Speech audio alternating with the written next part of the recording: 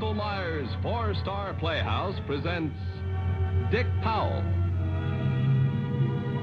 Charles Boyer, David Niven, Joan Fontaine.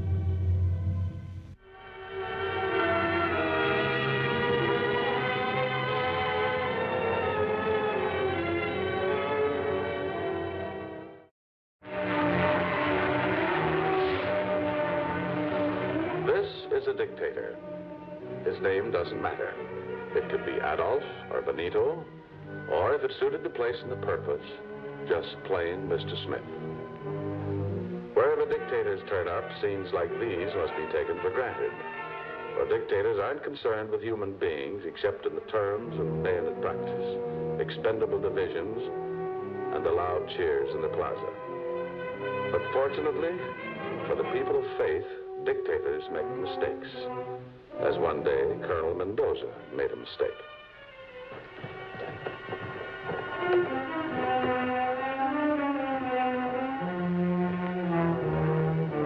Father Gregory is here. Lord, much.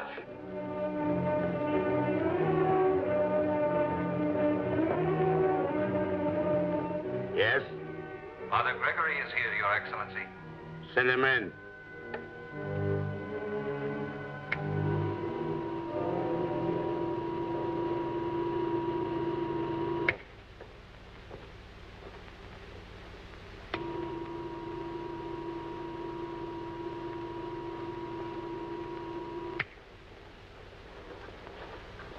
Good afternoon, Father.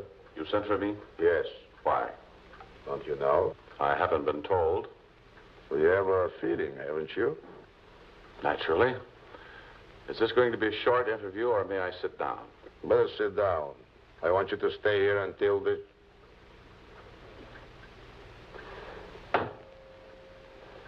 Stupid, isn't it? Is it?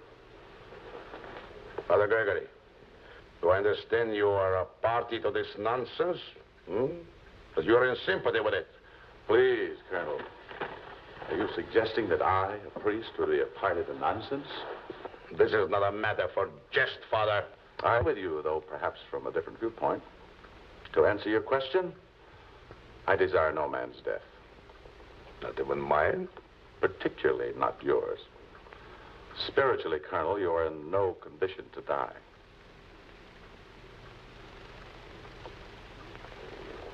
You never feared me, have you, Father? You, an American in a strange country, why? Is it your own courage or faith in the power of the church to protect you? Colonel Mendoza, there are very few authenticated instances of a crucifix stopping a bullet. You might murder me, and under certain conditions, I think you would, without even a qualm. But fear of such a thing would not help to avert it. No, I am not afraid of you. Your frankness is refreshing, but perhaps a little dangerous. Did you call me here to discuss my feelings toward you? No. No, Father. I want to know what you know about this ridiculous plot, this conspiracy against me. Ridiculous? Yet your halls are guarded by more soldiers than at any time during my stay in your country. The courtyard is full of machine guns, anti-aircraft guns, snipers on the roof. It appears, Colonel, you're taking this ridiculous situation rather seriously. I've lived this long only because I've never underestimated the power of my enemies. Father, I'd like to ask you a question. Who originated this fantastic idea? Who started it? Who's behind it? Don't shout, Colonel. You might alarm your guards. Now, as to who originated it, I don't know. But from what I've been able to find out, nearly everybody is behind it. You are not a popular man. Popularity? I don't need popularity. I have power. Against this? Well, you believe I'm going to die at 1:42 this afternoon? What I believe doesn't have anything to do with it. But just as you never underestimate the power of your enemies, neither do I underestimate the power of prayer. Prayer? You have the audacity to tell me you would dignify this wish for my death by calling it a prayer? It is a concentrated effort of prayer for a great evil to be removed. Words. Why, they pray for my death. It is a conspiracy. When 300,000 people agree almost spontaneously to wish a man dead at 1:42 on a certain day, it is not a matter of plot or conspiracy. It is a demonstration. And in your case, it is a demonstration of hatred. Hatred. The hatred of a mass of ingrates. Who gave them efficient railroads, good schools, a sense of pride in their nation and their blood? And who bled them with taxes to build the railroads they can't afford to ride? And what can our children learn in our schools except the gospel of Mendoza? Be careful. A sense of pride in their nation and their blood. The blood they spilled in your senseless campaigns against peaceful neighbors. Quiet! Quiet, priest. Sit down. Colonel Mendoza, you will either listen to what I have to say about a subject you yourself brought up, or you will let me go back to my work. There is another alternative. As you wish, but please choose.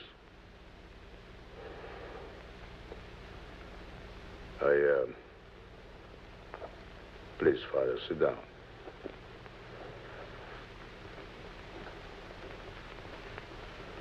Please. I must talk to somebody about this, and There is nobody you can trust. Nobody who would neither flatter you nor knife you. Very well, Colonel. Troubled souls are my business. Thank you, Father Gregory. Please, tell me all you know about this affair. I probably know very little more than you do. It seemed to have started some weeks ago after the business in Del Rio. The drunken antics of a few men who have been since reprimanded. Reprimanded? Does a reprimand restore the lives of 142 citizens herded together in a machine gun for resisting the stealing of their wives and daughters? They should have come direct to me with their complaints. They were taking the law into their own hands, and... You say my men shot 142? Yes.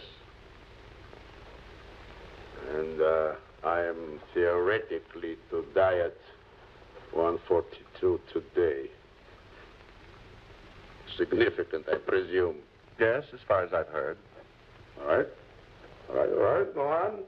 Well, the story of Del Rio spread rapidly. Where the idea for a concerted, organized wish for your death originated, I do not know. I doubt if anybody knows. But given the Del Rio 142 and the fierce resentment which has smoldered in this country for years, it became a matter of spontaneous combustion. The 142 dead are now represented by 300,000 living. So at 1:42 this afternoon, some 300,000 people join minds and concentrate on my death. Ridiculous. Fantastic. It is at least an unusual method of extermination. I prefer the term assassination, Father. Extermination is usually applied to vermin. How did you choose the word deliberately? It just came to mind, Colonel. Under the circumstances, Father Gregory, I think I'm permitting you a great deal of latitude in this conversation. You can afford it. I can? If you die, you can afford a generous gesture. If you live, I will be here to be punished. Yes. Yes, very true. If I am to die, if I live, Father, in all honesty, which do you think it will be? In all honesty, I don't know. The impact of 300,000 minds concentrating on a single objective. I certainly respect the possibilities. May I tell you what I think? I think it is a trick, a ruse. You may respect killing by concentration. I have no respect for steel and lead and poison. Poison this water, for instance. Are you thirsty, Father? Not particularly. Oh, you must be. It's a hot day. You came clear from the church.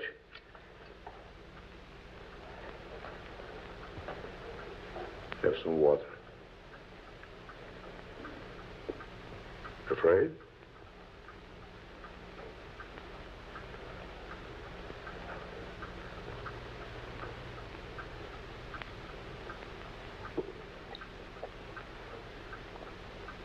How did it taste?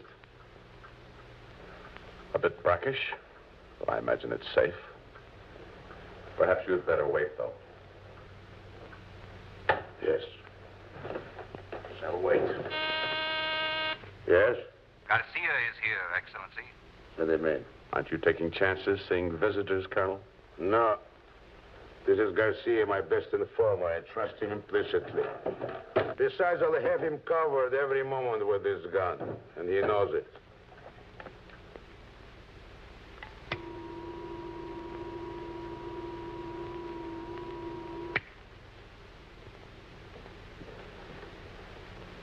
Don't stand there. Come in so I can shut the door. Yes, Excellency.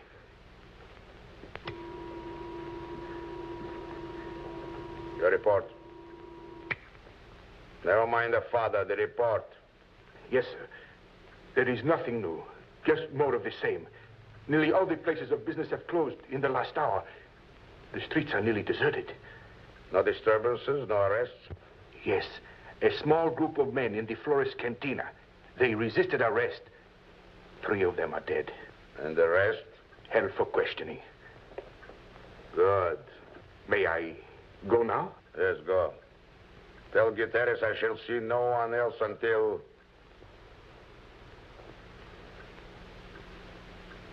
until 1:45. Yes, Excellency.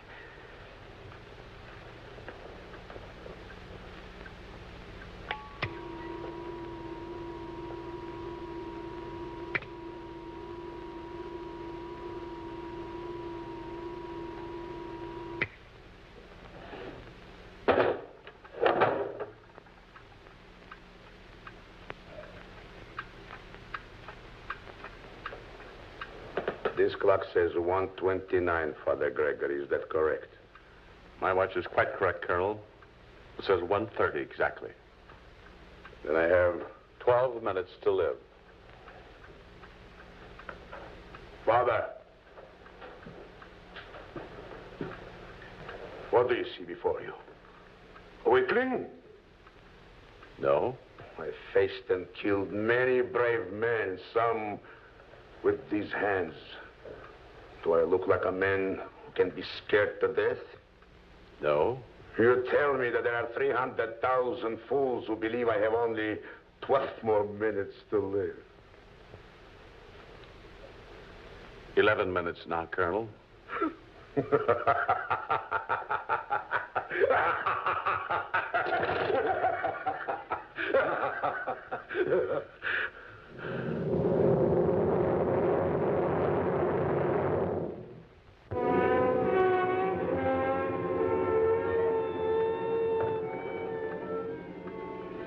can't halt time by stopping one clock, Colonel. Yes. Of course. Even if you smashed every clock in the country, you'd still only have 8 minutes. A little less now. No doubt you'd like to have me spend it in the confession. If you would approach it with the required sincerity, much can be done. Even in 8 minutes. 8 minutes. 8 minutes. 8 minutes! This is insanity. 2 grown men watching at a clock, believing that one of them can be wished, actually can be wished to death. Ah, then you do believe it. Of course not! That is, let us say I concede the very remote possibility. It's a handsome concession. And let us also say that this possibility is so remote that I'm already considering my answer to those responsible for this act of, what is it, treason? It depends upon the viewpoint. And your viewpoint? My viewpoint is that better men than you have tried to destroy thinking by force. Your people wanted a leader they could love and respect. You gave them one to fear and hate. Hate. And in 6.5 minutes, that hate will become a guided missile, a living, driving thing. It is a matter of one devastating moment. For probably the first time in history, a tremendous, tremendous group of people is coordinating itself to achieve a certain objective at a predetermined instant. The voltage of a single thought can be electrically measured, Colonel. What will be the power, the impact of 300,000 thoughts fused together into an invisible projectile?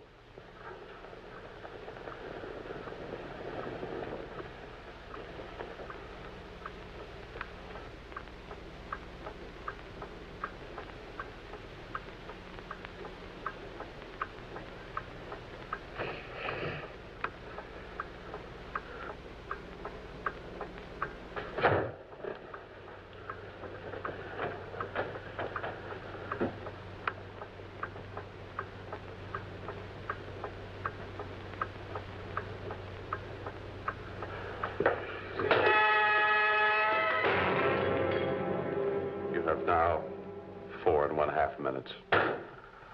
Will you please quit telling me how long I have?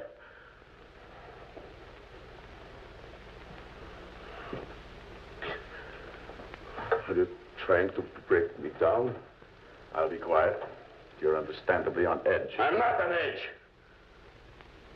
I was considering this plan, this idiot plan to engulf me in a collective brainstorm. Must have a center. Center! A nucleus. You're looking for something to crush, Colonel. If it has a nucleus, it's in the hearts of the people, your people. They all know whose people they are. If this sorcery fails. That's possible tomorrow. Today, you sweat. I always do.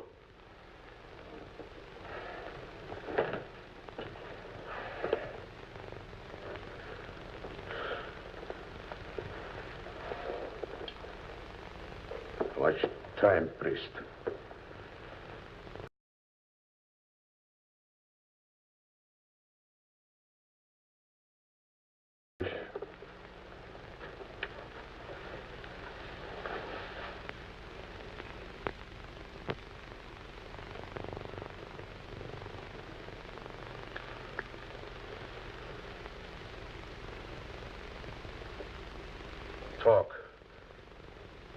Talk, say something, amuse me. Amuse you, Colonel? I don't find this amusing. I shall not open those doors for any reason until this idiotic time limit has passed. I'm covered against everything.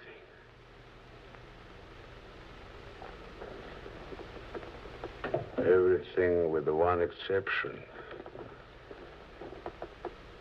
You. You sent for me, remember? You probably knew that I would. You and the rest probably knew you were the only man at the Capitol I would let get this close to me without a search. The ideal emissary, huh? Stand up. Quick.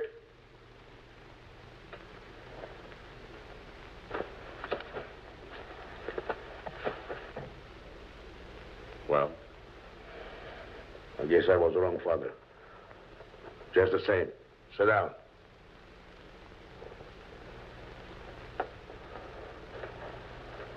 It is almost the time, Father Gregory. Just remain as you are. I'll prove to you that I'm invulnerable. Colonel, the window.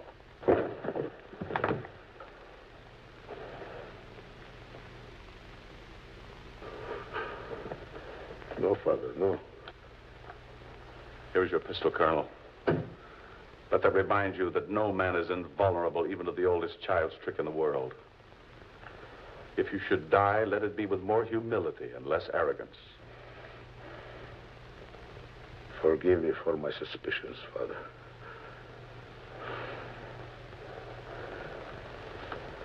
I should have known.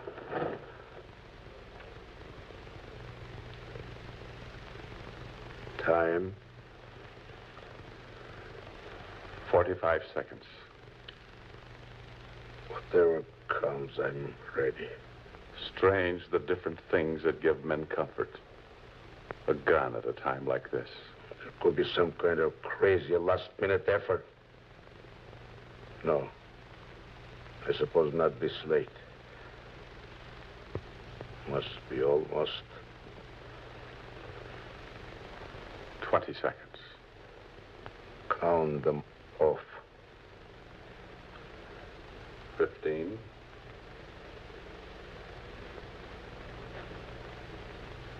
10.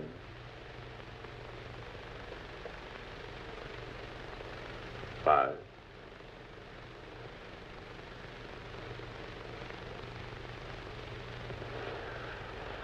It is 1:42.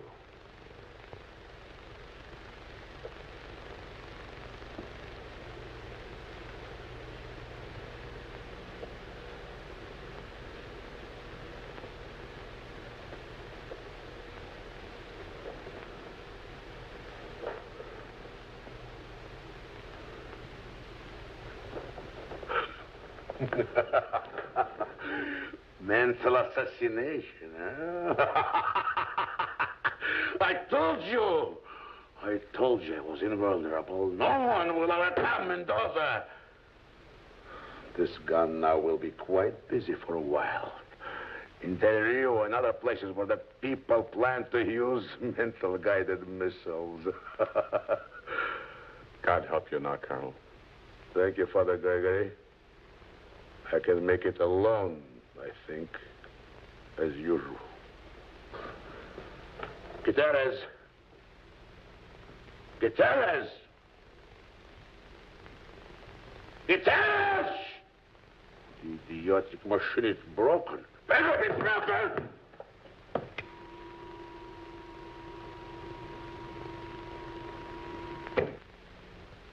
Not there? Gutierrez! Come on! Gutierrez! Gutierrez! Come on! The guard!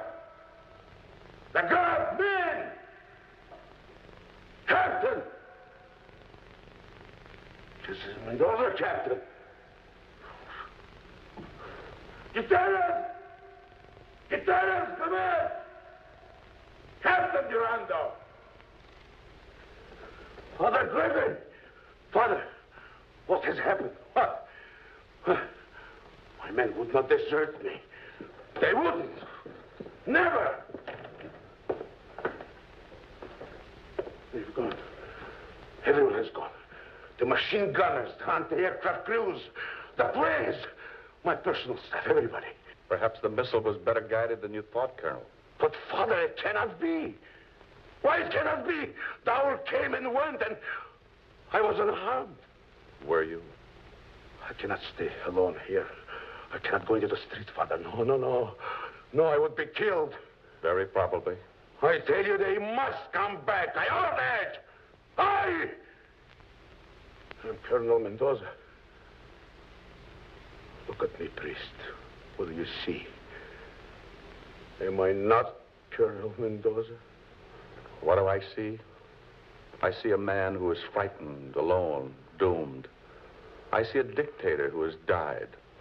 Because Mendoza, when a dictator loses his hard supporters, when his power to rule by fear is taken away from him, when he has no one to carry out his ruthless orders, then Mendoza, that dictator, is as dead as if he had been buried with his ancestors. May God have mercy on your soul.